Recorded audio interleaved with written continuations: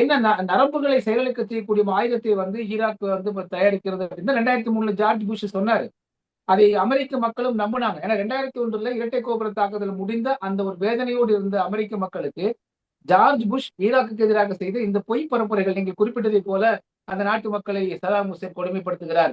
அங்கே அணு ஆயுதம் இருக்கிறது, பயங்கரவாத பேரழிவு ஆயுதம் எல்லாம் அவர் செய்கிறார்கள். இப்படியெல்லாம் செய்த பரப்புரைகளை தான் அமெரிக்கர்கள் நம்பினாங்க. அதன் காரணமாக அன்று வந்து ஈராக் மீது போர் தொடுப்பதற்கு அமெரிக்க மக்களே ஒத்துழைப்பு கொடுத்தாங்க.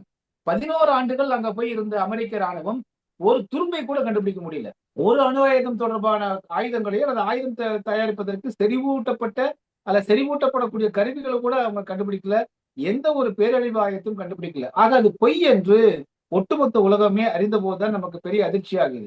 ஆக அமெரிக்காவும் இஸ்ரேலும் சொல்கின்ற இந்த பரப்புரைகளை கண்மூடித்தனமாக நம்புவதை விட்டுவிட்டு அடிப்படையில் என்ன இருக்குன்னு பார்க்கணும். ஏன் இப்ப நான் வந்து இதுக்காக சொல்றேன், ஏன் ஈரானை பத்தி நான் இவ்வளவு விரிவா பேசினேன்னா, நாம் தமிழர்கள் முதலில் வந்து இந்த பன்னாட்டு அரசியலை நாம் உற்று நோக்கக்கூடிய அந்த தன்மையை நாம் இன்னும் பெற்றிருக்கிறோமா என்றால், இன்னும் நம் வேதனைகளைத்தான் சொல்லிக் கொண்டிருக்கிறோம்.